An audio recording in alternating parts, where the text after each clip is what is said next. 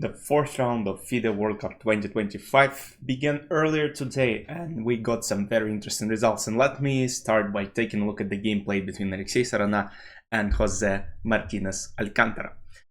So d4 was played by Alexei. Alexei is a very strong Grandmaster. Like if you look at, let's say, Title Tuesday's performance, he is usually on top, as well as Jose. Jose is always known as like this online GOAT who has a lot of good results online, but then when it comes to OTB, we don't see him often, and when we see him, he shows some great performances. So d4 was played by Alexei, and Jose replies with d5, c4, e6, knight c3, c6, going for Slav defense. I'm not sure, I'm not playing it with black pieces, but it's pretty solid. It became very popular, but I just think that, let's say in this specific case, white got a very good position out of the opening. e4, takes, bishop b4, takes on d4, and that's one of the sharpest lines that exists in this Slav positions. So bishop b4, queen e4, bishop e2. As you might see, white have an active bishop on b4, which is pointing towards this diagonal, and it's really tough to actually develop and castle for black, because let's say you don't really want to play knight e7, because I mean white can just take. Knight d7, c5 is one of the options, knight a6, and then c5 is somewhat interesting too. Why not queen g2, you might ask? Queen g2 is kind of bad. Okay, you took the pawn, but bishop f3 and, you know, white's development is just insane. So it would have been very tough to play for black. And as you might see, the evil bar is slowly going down. It's +1 advantage, and at this level, it matters a lot. So instead, knight a6, bishop a5, and now f6. And you know, it's just wild. Like you allow queen d8 check, which wasn't played in the game, but if it was to be played, then just king f7, and apparently black are doing more or less fine. Like yes, you might play rook d1, trying to go maybe rook d7 at some point, but the problem is it's not really dangerous here. Like b6 is played, I mean whatever. So black are doing okay. Knight f3, b6, chasing the bishop away, knight d2, attacking the queen, making this so-called intermezzo move. Queen f4, bishop h5 check, g6. I mean, you know, it's a very funny structure. If you're playing with black piece, I wouldn't suggest you know, actually getting into such positions, because it just doesn't look good. Because, okay, those are strong grandmasters, and, you know, they probably know what they're doing, but sometimes even, you know, you look at grandmaster's game and you're like, what the hell you're doing? And then sometimes they might lose in 20 moves because they messed up in the opening. So it's very important to have a good opening choice. I mean, this one, as you might see, Jose knows some stuff. He has over 90 minutes on his clock, so I guess that's his prep. Otherwise, I have nothing to say. Like, he plays quite fast.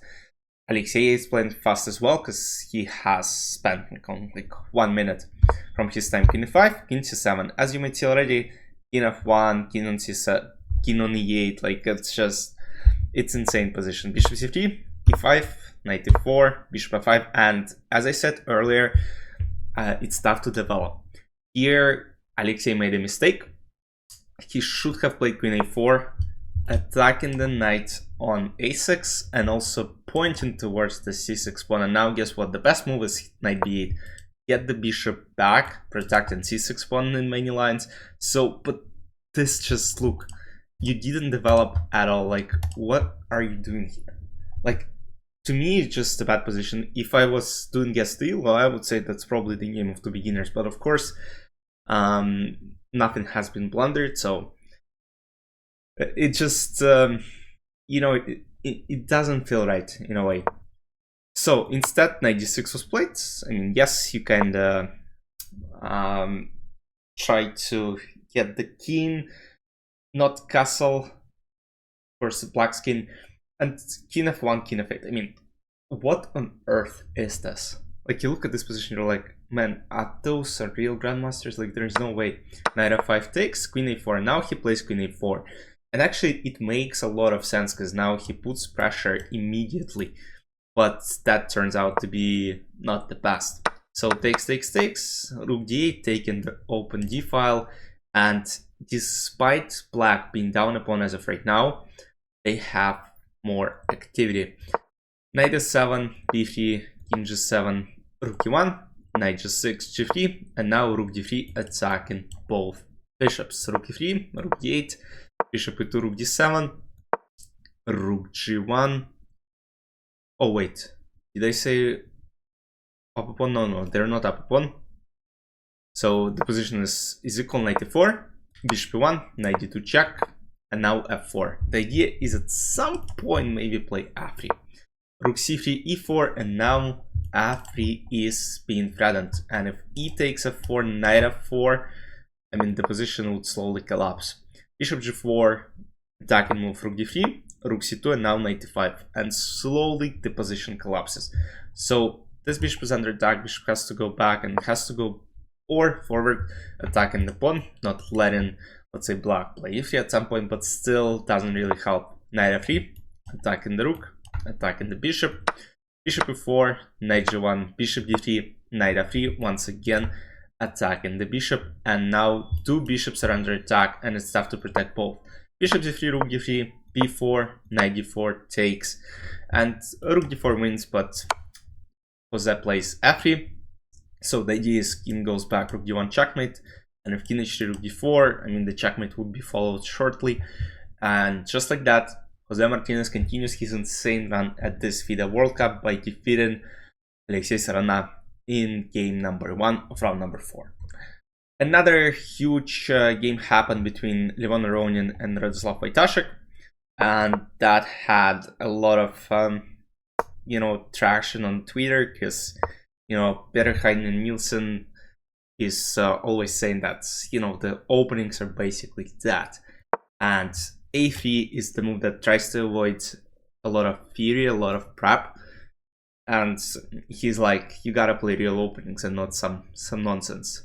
But surprisingly, Levon got a good position. Takes queen h5, attacking the pawn on e5. Usually you don't really want to move your queen, and that's not how you've been taught playing chess, because you gotta develop your pieces first and then start moving your queen.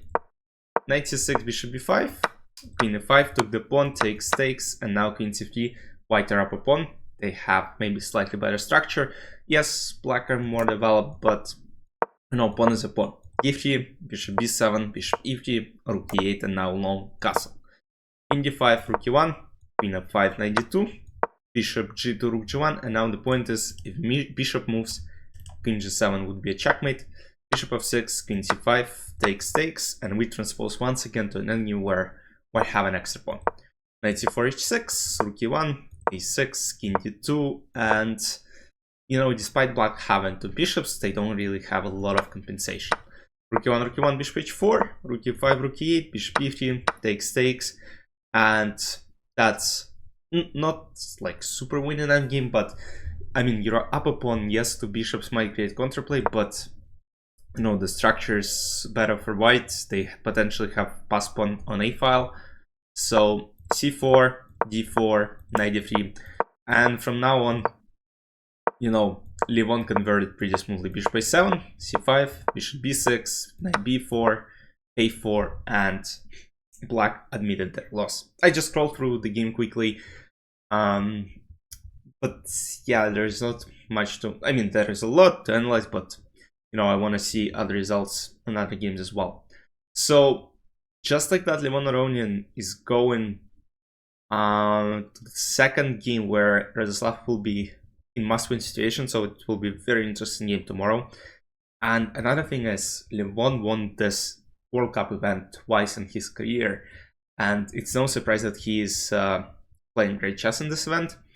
And despite him being, like a veteran, because there are a lot of youngsters who are coming for this candidate spot, he is, he's still very good. He's still very good. As far as other results go, Frederick Svan and Shan Sargsyan. Actually, let me switch to this real quickly. Tro, Perelek Arjun, Tro, Prague versus Dubov. They had an interesting game. Like, Dubov had some winning chances, but couldn't do anything. And tomorrow he is playing with white pieces. Matthias Bebaum versus Alexander Dornchenko draw. What's going on here? The game is despite this showing up as equal, there are some chances for black, in my opinion, because, you know, I don't like the king potentially. But let's see. I mean, black skin is not that safe as well. So, Andrei Sipenko, Vincent Kammer draw, VIE, Parham draw, Oze 1-0, and they're going to play. And Alexei will be in a must-win situation with black pieces, which is tough to do, but let's see. You never know what might happen. Niels Pintala draws Sam 7, Lorenzo Ladici, who beat Michael Adams, who beat Hans Niemann. Maxim Vachier-lagrave, Alexei Grebev draw.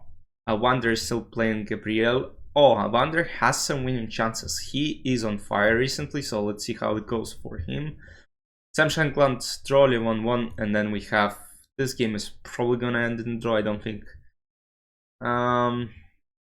Yeah, that's yeah, probably a draw. Rook endgame, g takes f6, rook b7, knight b7. Oh wait, g takes f6, rook d8 first, check. King f7, rook b7, knight b7, rook d7, rook b7. And basically 4 on 3. Yeah, I don't think white will be able to win this one, but once again, you never know. So that's it for today's recap. Hope you guys enjoyed.